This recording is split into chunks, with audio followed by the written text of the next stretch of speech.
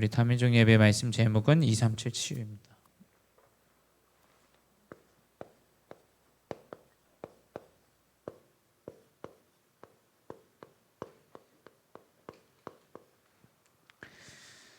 네, 우리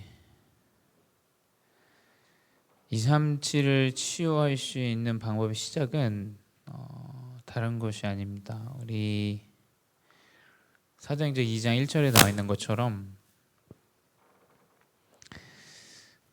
우리에게 주어져 있는 사람들은 가치 없이 보는 그 예배의 흐름이에요. 하나님은 말씀으로 역사하시기 때문에 이 성령의 역사가 나타나기 바로 시작은 사실 오순절 날에 함께 이 절기에 예배하기 위해서 모인 거죠. 누구나 다 모이는 데인데 그때 이제 마가 다락방에 언약을 붙잡은 전도 제자들이 이제 모이게 된 거예요.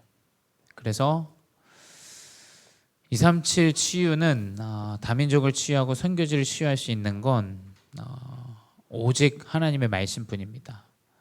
그게 어떻게 되냐? 저도 알 수 없습니다.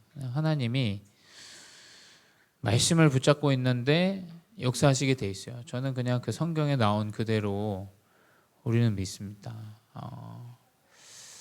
그 말씀대로 안 믿으면 굉장히 이야기를 들어보면 과학적인 척을 하는데 하나님 말씀은 초과학이에요. 초과학. 그렇죠? 하나님 말씀은 초과학이기 때문에 갑자기 환상이 보였다는 이런 거를 이제 과학적으로 막 이렇게 그런 걸 이제 믿는 종교들이 있어요. 사이언톨로지 이런 미국에서도 이제 그런 것들이 있는데 하나님의 말씀은 분명히 성취되어집니다. 그만큼 예배는 중요해요, 사실은. 그렇죠? 예배를 우리가 바꾸려고 하면 안 돼요. 예배는 나를 바꾸는 거예요. 그렇죠? 나를 치유하고 나를 회복하고 운명을 바꾸고 우리의 이제 근원을 바꾸고 지속할 수 없는 인간인데 지속할 수 있도록 하나님이 바꾸시고 그 치유가 예배 안에서 나타나요. 237 치유의 방법은 예배인데 그 예배 가운데서 성령의 불이 임해요. 저도 이걸 어떻게 설명해야 될지 잘 모르겠어요. 마치 불의 혀처럼 갈라지는 것들이 그들에게 보여 각 사람 위에 하나씩 임하여 있더니 성령의 불이 임합니다. 성령의 역사가 나타나는 거죠. 근데 저는 이게 분명히 만남으로 인도하신다. 성령의 역사는 만남을 따라서 역사하십니다. 만남을. 그러니 어떻게 되냐? 이 만남이 결국엔 사도행전 2장 4절에 성령의 말하게 하심을 따라 다른 언어들로 말하기를 시작하니라. 237의 문이 열려요. 그러니까 그 자리에 모였던 15나라에 성령의 역사가 임하는 겁니다. 이걸 과학적으로 설명한다? 저는 과학자 아니기 때문에 잘 모르겠습니다. 이걸 어떻게 설명해야 될지. 그러니까 어떤 방법이 아닙니다. 자꾸 우리가 열심히 어떤 5가지 기초를 열심히 해라라는 말도 필요하지만 제가 볼 때는 이게 자동적으로 되어지게 되는 응답이라고 저는 생각해요. 그러니까 이걸 이해하기가 힘들죠. 왜냐하면 세상의 방법은 내가 나가서 영업을 열심히 더 뛰어야 교회가 부흥이 된다고 생각하니까. 근데 성령의 역사는 저는 그렇게 일어난다고 생각하지 않아요. 말씀을 붙잡고 있는데 내가 온전히 그 현장을 두고 기도하고 내 만남을 두고 기도하는데 성령이 역사하세요. 그 사람 마음을 하나님 바꾸셔야지 내가 바꿀 수가 없어요. 그렇죠? 하나님이 그 237에 필요한 다민족을 만나게 하셔야 되지 내가 그 사람을 계획 가운데 만나겠다. 그거는 어쩌면 세상이 볼 땐 필요한 부분일 수 있습니다. 호랑이를 잡으려면 호랑이 굴로 들어가야 된다 이야기하는데 성령은 호랑이 굴로 안 들어가도 호랑이를 잡게 돼요. 저는 그걸 믿어요. 하나님이 그냥 만나게 하십니다. 그 사람을. 저는 성령의 역사가 이렇게 나타난다고 생각합니다. 그게 237을 치유할 수 있어요. 그렇죠? 왜냐하면 우리의 실력과 배경과 우리의 현실로는 237의 복음을 증거한다? 이건 저는 불가능한 일이라 생각해요. 이 성령의 역사 어쩌면 그리스도 언약을 붙잡은 그 안에서 나오는 성령, 이 영적인 비밀이 사실은 전 세계에 없어요. 교회가 있다 한들 없습니다. 다 종교적인 색채로 가요. 그래서 제가 필리핀에 가서 이제 그 대학생들한테 얘기를 하는데 생각해 봐야 된다. 그냥 무작정 나는 그냥 마사야, 그냥 행복하다. 난 해피해. 그거 정신 문제다. 정신 문제. 나의 가정이 너무 어렵고 내가 너무 찢어지게 가난하고 내가 질병에 걸려 있는데 그냥 해 좋다 좋다 내 생일에 그냥 생일 파티 크게 열고 너무 좋다. 그건 진짜 정신 문제거든요. 그렇죠?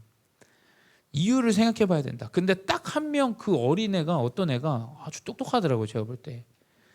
얘가 나이도 어린데 초등학교 뭐 5학년인데 고등학생 형들은 다 따갈로그로 영어로 하다가 안 되니까 막 하는데 얘는 끝까지 영어로 하더라고요. 그러면서 자기는 목사님이 말하신 그 부분이 굉장히 항상 질문이 많이 됐다. 그래서 야, 너 되게 끝나고 나서 야, 너 되게 똑똑하다. 계속 질문해. 계속 질문해야 된다. 그래야 그 운명과 사주팔자에서 벗어나는 그리스도 언약을 붙잡게 된다.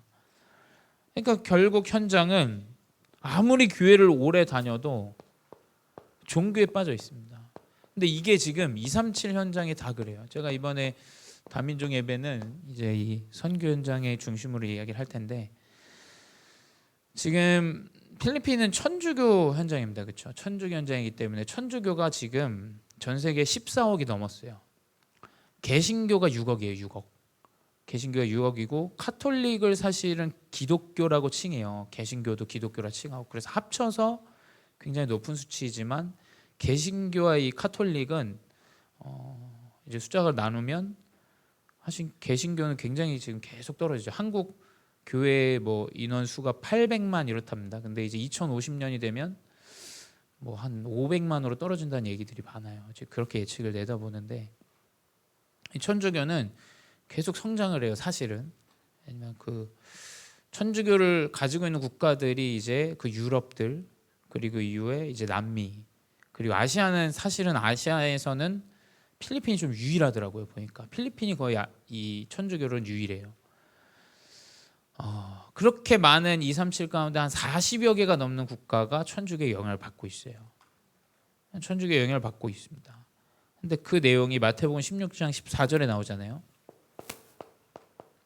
그리스도를 종교적인 색채로 갖고 있어요. 이게 237의 모든 현장이 그렇게 돼 있어요. 근데 그 천주교에서 파생된 그런 종교들이 이제 뭐 정교회 이런 것들인데 거의 비슷해요. 비슷합니다. 그러니까 이 종교가 완전히 아무리 교회를 많이 다녀도 종교적인 색채는 벗어날 수가 없어요. 제가 그 우리 중고등부 예배 때 얘기했지만 마지막 날 그 마사지샵에서 만난 그 PK 저 마사지 담당했던 분이 있으신데 이상하게 그날 거기 가고 싶어가지고 우리 가서 마사지 좀 받았는데 하필 제 마사지 담당하는 사람이 기독교인이고 자기 아버지가 민더나오 이번에 지진이 있었던 현장의 목회자고 자기 오빠가 이제 그 공항 있는 쪽에서 목회를 하고 있다. 그래서 왔었던 여정을 쭉 설명했어요. 제가 그냥 1시간 동안 그 어둠 가운데서 이렇게 해서 내가 세부에 오게 됐고 난 세부에 오는 사람이 아니다. 마닐라에서 대학을 다닐 때도 난 세부로 온 적이 없다. 근데 내가 너 때문에 오늘 지금 여기를 온 것 같다. 우리 여기서 한 15분 떨어진 데서 택시 타고 왔다. 근데 내가 오늘 여기를 오고 싶더라. 그래서 애들이랑 들어오게 됐다. 그 전화번호 받고 뭐 이제 다 넘겨주고 지금 왔는데 PK인데도 뭐라고 얘기하냐? 목회자로 살아가기 힘들지 않냐? 나한테 이렇게 질문하더라고요. 그러니까 아무리 교회를 오래 다녀도 종교적인 색채가 교회 안에 계속 있는 거예요. 그것도 힘들지 않아? 어렵지 않아? 목회자 난 어려운 게 하나도 없는데 나는 그냥 편해. 나는 뭐 하나님 감사하고 되게 기쁘고 그런 이야기들을 계속 이제 하는데 뭔가 하나님 계획이 있는 것 같아요. 이분들에게도. 그래서 우리 담임 목사님이 11월에 오시니까 내가 연결해 줄게. 그래서 그 현장에도 목사님 꼭 자기네 목사님 오셨으면 좋겠다. 그래서 자기 오빠 목사도 굉장히 훈련을 갈망한다고 얘기하더라고요. 그 마사지샵에서. 그래서 마사지 받고 나와가지고 애들한테, 애들 뭣도 모르는데 야 사진 찍어 같이 찍어 해가지고 사진 같이 찍고 이렇게 왔는데, 종교적인 색채가 완전히 강해요. 그래서 뭐냐, 더러는 세례요한, 더러는 엘리야, 더러는 예레미야, 더러는 선지자 중에 하나다. 이 천주교의 색채는 거의 이제 전 세계 40개국에 넘게 있는 이 천주교 14억의 사람들이 대부분 율법주의에 빠져 있죠. 그리고 이제 신비주의에 빠져 있어요. 저 몰랐는데 천주교도 뭐 그 시신을 남겨두는 게 그냥 그게 일반화돼 있는 거라고 하더라고요. 시신을 이렇게 보관하고 이런 게 정교회뿐만이 아니라 천주교도 동일하더라고요. 그리고 우상들을 계속 만들어 놓고 회개를 강요시키고. 그러니까 천주교는 사실은 굉장히 그 고해 성사를 이제 강요하잖아요. 교회 성사를 강요하고 이야기를 하는데, 그리고 박애주의. 내가 아무리 교회 신자라고 해도 그지한테 돈 안 주면 이 사람 이상한 사람이에요. 오히려 이 사람이 교회를 안 다니는데도 동전을 내어주면 그 굉장히 필리핀에서는 좋게 생각을 해요. 그러니까 별 이상한 그리스도만 다 사라지고 완전히 종교적인 것만 있어요. 종교적인 거. 그러니까 237에 지금 사실 치유할 수 있는 것은 이것을 가지고 이것 전달해야 돼요. 이것 가지고. 감사하죠. 그래도 파스tor 자이레가 올해 1월부터 저희가 보니까 올해 1월 만나게 된 거예요. 그 교회를 올해 1월에 제가 갔어요. 그래서 메시지 하고 수예배 하고, 그러고 이제 10월에 좀 어색해요. 아직은 좀 저도 어색한데, 뭐 어색하고 뭐 알고 그냥 그리스도 전달하고 오자 생각하고 그냥 간 거거든요. 그래서 동일하게 얘기하는 게, 그 자기가 중국 총회랑도 연결돼 가지고 원래 코로나 전에는 중국 교회랑 이렇게 하나가 됐었대요. 근데 중국 교회는 사실 의심해 볼 만 하거든요. 굉장히. 근데 이 중국 교회랑 참 다른 게, 너네는, 너도 그렇고 너희 아버지 목사님도 그렇고 오직 그리스도만 얘기한다. 이 그리스도만 얘기하는 게 참 감사한 것 같다. 은혜인 것 같다. 그 얘기를 운연 중에 식사 중에 하더라고요. 그래서 결국 이 종교를 치유할 수 있는 건 다른 게 없습니다. 예수 그리스도예요. 예수 그리스도. 237에 이게 없어서 사실은 다 죽어가고 있어요. 근데 세부에 이번에, 그러니까 성경대로 여시는 것 같아요. 하나님 여시는 문들이 있는데 성경이랑 똑같아요. 오늘 강단에서 나왔습니다. 바울은 회당과 서원, 이걸 얘기했어요. 서원 뭡니까? 서원은 이제 말씀 듣는 곳이에요. 회당, 후대들이 있는 곳입니다. 그래서 세부에서 이튿날 이제 식사를 했어요. 첫째 날 마치고 첫째 날 밤에 이제 식사를 했습니다. 돈이 한 20만 원이 나오더라고요. 그레이스네랑 저희랑 막 이렇게 하니까 20만 원이 넘게 나오는데, 저희가 거의 식비로만 진짜 많이 쓰고 왔어요. 사실은 막 대접을 사실은 많이 그냥 해드리고 왔거든요. 뭐 따로 돈은 안 챙겨드리고. 근데 이제 마지막 이 둘째 날 밤 저녁에 식사를 하면서 그 저희 지터 씨 동생, 지터 성도님 동생이 얘기를 하는 거예요. 아니 그 자기 언니한테 들었는데 그 토요학교에서 애들 어학연 수나 이런 걸 좀 생각한다고 자기가 들었다. 근데 그거에 우리 학교가 좀 관심이 있다고 하더라. 교장 선생님이, 우리가 크리스천 스쿨이고 한데 관심 있다고 하는데 너는 어떻게 생각하냐 그러길래, 그럼 혹시 좀 그 사람을 만날 수 있겠냐 물어봤어요.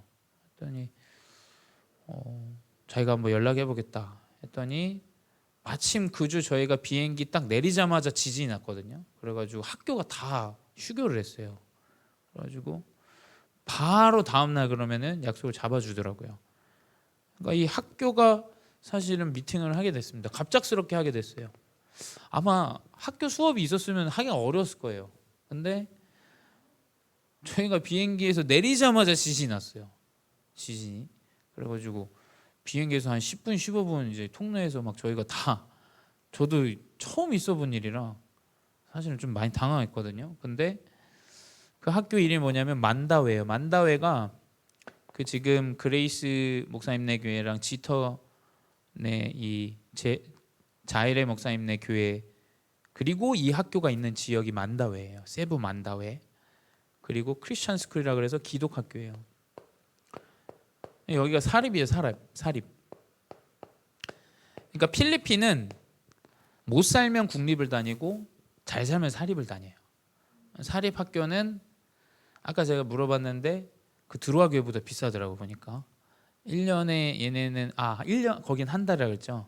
여기는 1년에 그래도 제일 싸대요, 이 지역에서. 근데 초등학생들이 한 130만 원 1년에 이 정도 이제 내고 다니는 이제 사립 학교고, 이제 그 학교에 가서 이제 만나는데 남편은 이제 목사님이시고 아들도 목사고 학교에 교목이 3명이 있고 아들을 포함해서. 그래서 이제 와이프가 인나이 교장 선생님, 여자 교장 선생님 이름이 인나이 씨인데 이제 그 인나이가 이제 교장 선생님이고, 주중에는 학교를 하고 주말에는 1, 2층을 다 열어가지고 교회를 하는 목회자예요, 목회자. 근데 그런 얘기를 하시더라고요. 내가 제 지터에서 들어서가 아니라 자기가 한국을 3년 전에 왔었대요. 한국을 3년 전에 왔었는데 한국 아이들이 한국에서 필리핀으로 오는 그 어학생 애들, 뭐라고 하죠? 어학연수 애들을 이제 본 거예요. 그래서 그 어학연수생들을 데려가는 필리핀 사람한테 무슨 기준으로 이걸 준비할 수 있냐 이렇게 물어봐서 준비를 해놨다라는 겁니다. 준비를 해놨다고 그러더라고요. 그래서 그러냐. 근데 이제 사실 이거를 모으는 건 내가 봤을 때 어려울 것 같진 않다. 한국 학생들을 뭐 어학당에다가 우리 뭐 총회도 있고 뭐 여러 교회들이 있으니까. 근데 저는 또 거기서도 하나님이 그냥 내가 왜 세부에 와 있는지를 설명하게 하시더라고요. 왜 내가 세부에 와 있는지. 세부에 이렇게 해서 사람을 한국에 보내는데 그 사람이 이 교회였고, 우리 작년까지만 해도 몰랐는데 이 교회에서 지금 렘넌트 이렇게 훈련을 하게 됐다. 하나님 역사하신 대로 이야기를 했어요. 그래서 나랑 우리 김 목사님은 장사를 하러 온 사람들이 아니다. 성령으로 역사하고 하나님 인도 받아서 당신들을 이제 만났다. 그랬더니 너무 좋아하는 거예요. 너무 좋아하고 이 부분을 놓고 같이 이제 우리가 만남을 주선하자. 나도 이제 한국 돌아가서 말씀드리고 너희도 나름대로 좀 준비를 해봐라. 이 지역의 호텔이나 주변도 알아보고 그래야 뭔가 일이 진행이 되니까. 근데 하나님이 여시는 문이 저부터 회당으로 자꾸 문을 여시더라고요. 근데 제가 가기 전에 그때 이제 말씀에서 계속 느꼈던 게 굳이 내가 왜 가야 되지라는 생각을 했거든요. 굳이 내가 왜 가야 되지? 근데 이거는 우리 담임 목사님 할 수가 없는 일인 것 같다는 생각이 들더라고요. 목사님은 훈련시키고 목회자 훈련할 수 있지만 이제 그 현지인들랑 소통해서 현지의 문을 열고 이 학교에 들어갈 수 있는 건 이거는 어쩌면 내가 할 수 있는 일이겠다라는 생각이 들더라고요. 그래서 하나님 계획 따라서 이 학교, 이 만다웨 기독교 학교를 하나님 만나게 하셨어요. 그래서 학생 수가 한 300명 됩니다. 200명에서 300명 가량. 원래는 한 500명이 넘었을 때요. 3층 건물인데. 근데 이제 여기에 많은 학생들이 그 스콜러십 이런 지원을 받아서 또 장학 제도를 통해서 학생 교사가 되고 이런 학생들 굉장히 소개를 많이 하더라고요. 그러니까 이 하나님이 여시는 문이 지금 세부는 계속 학교 쪽으로 문을 여시지 않을까, 이번에 그 생각을 많이 하게 됐어요. 그리고 그 목사님이랑 우리 세부 선교회가 하시는 사역이 사실은 지금 많은 교회 목회자들 만나게 됐죠. 제가 또 마지막 날 그 마사지사 만났던 것도 하나님 보게 하신 게 하나님이 교회들을 좀 모으시겠구나라는 생각을 좀 하게 됐어요. 하나님이 교회 목회자들을 훈련시키기 원하시는구나. 목회자들을 계속해서 말씀으로 양육하고 이거 말고 오직 그리스도 성령 역사 이거를 지금 문들을 열어나가시는 거야. 근데 이게 우리가 특별한 게 아니라 그냥 성경에 바울이 하나님 인도하셨던 여정이에요. 그렇죠? 우리가 성경을 보게 되면. 그리고 지금 세부는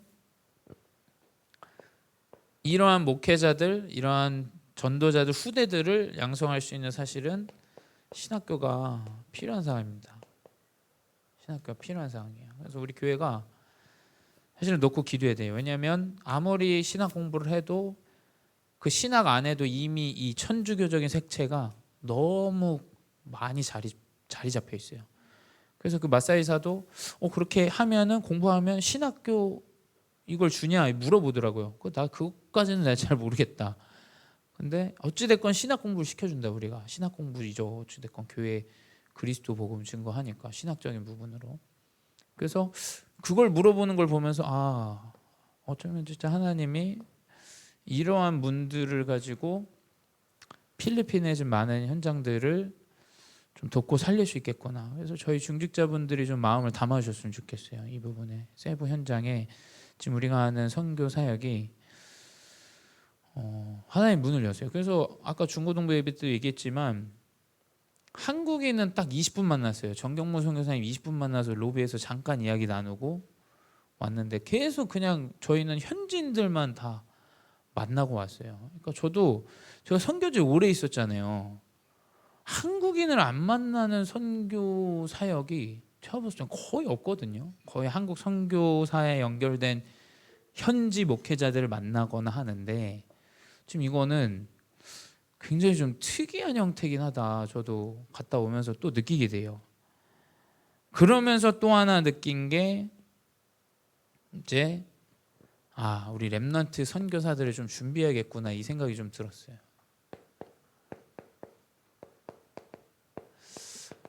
우리 지금 후대들이 제가 봤을 때는 최고 기회예요. 그러니까 제가 필리핀에 가서 물론 필리핀 사람들이 한국인을 굉장히 좋아해요. 호의적이고. 근데 문화적인 차원에서의 부분으로 한국이 지금 굉장히 사실은 각광을 받고 굉장히 좀 이렇게 좀 존중받고 심지어 제가 볼 때는 엘리트층도 공략이 가능해요. 이게 볼 때 엘리트층도 왜냐면 한국인이라는 그것 때문에 굉장히 많은 부분의 혜택을 좀 제가 봤을 때 누릴 수 있는 것들이 많은 것 같아요. 그래서 우리 렘넌트 선교사들을 잘 준비해야겠다. 잘 준비해서 왜냐하면 우리가 여기 안에서 다민족 사역도 맞지만 제가 선교지 가서 본 건 우리 후대를 237로 보내야 되는 걸 제가 하나님 보게 하시더라고요. 그래서 그 학교에서 이야기를 나눈 게 네가 여기 있었으면 좋겠다 이러더라고요. 그 교장 선생님이 니네 젊고 하니까 여기 이렇게 계속 있어주면 안 되겠니? 이러는데 나는 그렇게 할 수가 없다. 내 가정도 있고 내 미니스트리도 이제 한국에 있고 내가 할 수가 없다. 근데 그때 마침 그레이스 선교사님이 계셔서 그레이스 선교사님이 이 사람이 지속할 사람이다. 이 사람이 한국말도 잘하고 한 6, 7년을 우리 교회에서 이렇게 사역을 해온 것들을 다 얘기했기 때문에 한국어는 이미 되어진다. 그래서 이 한국어에 딱 꽂히시더라고요. 한국어에 딱 꽂히시는데 세부에 이 한국어를 가르치는 학교가 없다라는 거예요. 고등학교가 이런. 그래서 이 부분이 우리 학교에도 굉장히 좀 이득이 되겠다고 이제 이야기를 하시는 거예요. 그래서 그 교장 선생님이 한 말이 지금 필리핀과 우리 학교 학생들은 한국인이면 미친다 이렇게 얘기했어요. 한국인이면 그냥 한국인에 미쳐 있다. 젊은 한국인에 미쳐 있다. 죄송합니다. 이제 목사님 시대는 좀 저무른 것 같아요. 젊은 한국인들을 굉장히 좋아한다. 저한테 이야기했어요. 니네 젊으니까 니네 여기 있어 이러더라고요. 그래서 이게 우리 렘넌트들이 좀 준비만 되고 사실 스킬적으로도 중요한 것 같지 않아요. 어떤 준비만 되어지고 한다면 얘네 단기적으로 우리가 교회에서 좀 파송할 수도 있지 않을까? 이런 생각이 좀 들더라고요. 문득 1년씩 이렇게 아니면 왜냐면 그거를 제가 대학 때 많이 봤어요. 중국에서 학교에서 중국인 교사를 한 2단씩 보내더라고요. 중국 대학에서 보내요. 저도 중국어 공부를 배웠거든요. 그 중국인들한테. 그러니까 그런 흐름들이 이게 우리 렘넌트들도 좀 개인이 설 수 있고 개인화 되어질 수 있는 시간표를 우리 렘넌트들도 줄 수 있겠구나라는 생각이 들었어요. 네가 혼자 현장에서 살아남아. 왜냐면 어찌됐건 렘넌트 현장에서 혼자 살아남아야 되지 않습니까? 그런 연습들을 하고 집중들을 하고 훈련들을 할 수 있는 부분들이 가능하겠구나라는 부분들을 또 이제 마음에 담게 하시고 또 어리지만 또 언어를 준비할 수 있는 이런 부분들도 이제 그래서 한번 도전을 해보려고요. 그래서 이거를 이제 그 전에도 우리가 차후에 이런 부분으로 가능하지 않겠나 했는데 시스템이 너무 없었기 때문에 사실은 도전할 수 없었는데, 어찌됐건 학교 컨택이 왔으니까 이제 목사님이 들어가셔가지고 이야기 나눠보시고 필요하면 또 뭐 MOU를 맺던지 뭐 해가지고 진짜 이제 제가 또 청신 사역을 하니까 청신 랩런트들이나 우리 교회나 이런 식으로 이끌어갈 수 있지 않을까라는 부분들을, 왜냐하면 어찌됐건 못 사는 나라이지만 그 글로벌적인 부분들을 또 볼 수 있고 준비할 수 있고 하는 부분들이 있고 언어들을 준비할 수 있으니까. 그리고 가장 중요한 건 그런 문화적인 요소겠죠. 문화 선교사들. 그래서 그냥 저는 제가 할 수 있는 이야기가 어떻게 여기 왔고 지금 우리가 무슨 사역을 하고 있고 그걸 얘기하니까 이 얘기가 나온 거예요.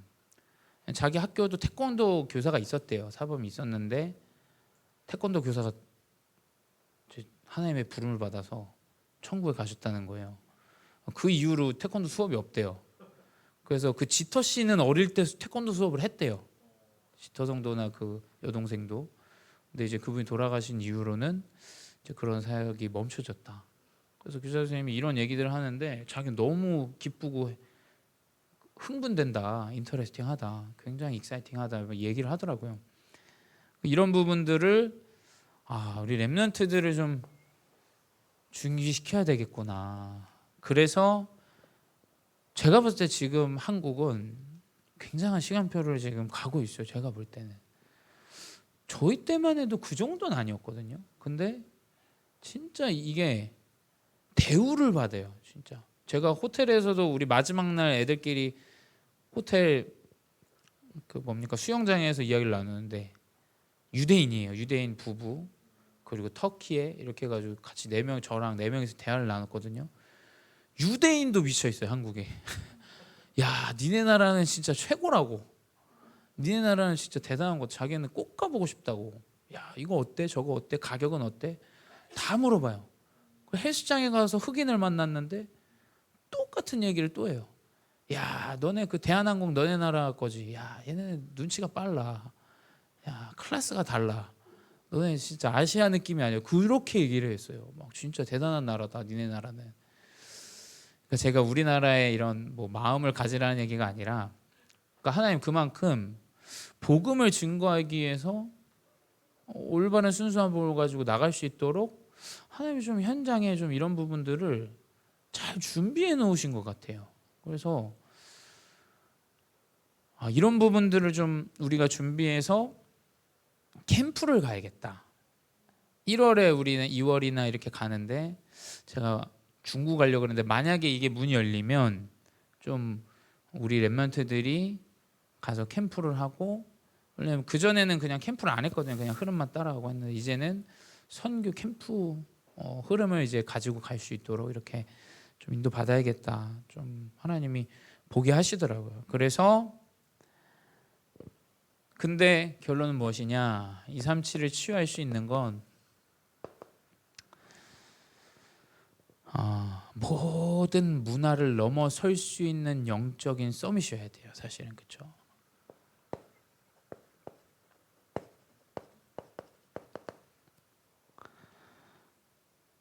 다 아팠어요. 같이 강의 간 목사님도 둘째 날 메시지 가는데 아파서 제가 다 하고, 류석이도 아프고, 재훈이만 제일 멀쩡해. 사실은 잘 자고 잘 먹고, 이게 딱 선교 체질이긴 한데 그 모든 문화를 넘어서는 사실은 영적 망대에 있어야 돼요. 그렇죠? 왜냐면 국가들은 수준이 달라요. 음식도 다릅니다. 맛이 없죠. 당연히 맛이 없습니다. 왜냐? 굉장히 질이 떨어지기 때문이에요. 근데 그 모든 걸 넘어서는 영적 서밋이 가야 돼요. 그렇죠? 지금 전도 선교하러 가는데 입맛이 맞다 안 맞다 그걸로 안 되죠. 제가 볼 때는 안 되죠. 이 사람들 수준이 왜 이렇게 낮냐? 그걸로 어떻게 살려요? 그거는 그냥 비교라는 거죠. 우리나라랑 그 나라랑 비교라는 거예요. 그 마음을 가지고는 살릴 수가 없어요. 그렇죠? 영적인 서밋으로 준비돼야 돼요. 그래야 237을 치유할 수 있어요. 그 복음을 가진 사람이 가서 복음을 전해야 돼요. 그렇죠? 나머지는 서론으로 여길 수 있는 전도자가 준비되어져야 돼요. 그러면 하나님은 그 한 사람을 통해서 237 치유합니다. 바울을 통해서 많은 이방인들에게 영향을 주고 복음을 전했어요. 문화 다르죠. 수준 다릅니다. 상황이 달라요. 근데 그 상황과 문제 다른 걸 우리가 드러내자고 선교를 하는 게 아니지 않습니까? 그 사람들에게 복음이 들어가는 걸 우리가 중점으로 두고 있는 거지, 그 사람들이랑 우리랑 수준 차이를 내자고 이야기를 하는 게 아니에요. 그렇죠? 그러니 영적 서밋 말고는 사실은 영적 치유하기가 237을 치유하기가 어렵죠. 그래서 우리 렘넌트를 향한 또 우리 중직자분들이 언약을 좀 붙잡아 주시고, 또 특별히 이 세부 지역에 지금 제가 봤을 때 이런 이유로 많은 문들이 열릴 것 같아요. 왜냐하면 학교도 이제 제가 그 조쌈이거든요. 조쌈 이름이 조쌈이에요. 지터 동생의 여동생 막내 동생 이름이 조쌈인데, 조쌈 팀캉인데 얘기해놨어요. 나는 이런 만남을 너무 좋아한다. 그러니까 연결된 현장이 있으면 무조건 내가 올 때마다 연결을 좀 해줘라. 그 내가 만나보고 싶다. 왜냐면 나는 훈련을 하러 왔지만 난 분명히 하나님 예배하는 사람이 있다고 생각한다. 그리고 예배한 현장 시스템이 있다고 생각한다. 그러니까 무조건 담임 목사님을 훈련하지만 나는 훈련 이후에는 무조건 만남을 좀 만들어달라 하니까 알겠다고 하더라고요. 왜냐면 그분들이 현장에 아는 사람들이 진짜 많아요, 이 지터랑. 그래서 내가 빠르면 내년에는 니네 누나 언니 같이 데리고 올게. 내가 데리고 와야 이제 더 많은 현장들을 볼 수 있겠죠.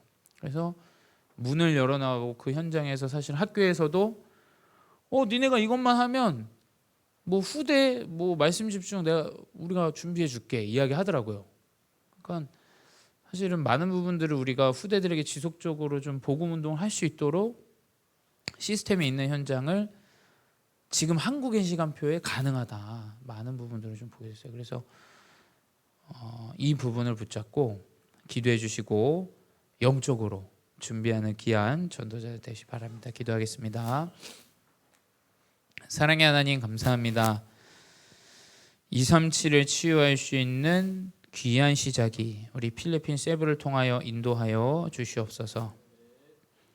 하나님, 전도와 선교의 문이 열리게 하시고 만남의 문이 열리게 하시고 그 가운데 하나님 귀한 복음 운동할 수 있는 시스템이 세워지며 지속되어지는 후대 사역과 지속되어지는 목회자 훈련들을 통하여 필리핀 세부를 복음화하시고 그 현장에 우리 렘넌트 선교사를 파송하는 귀한 응답을 허락하여 주시옵소서. 지금도 살아계신 주 예수 그리스도의 이름으로 기도드렸사옵나이다. 아멘.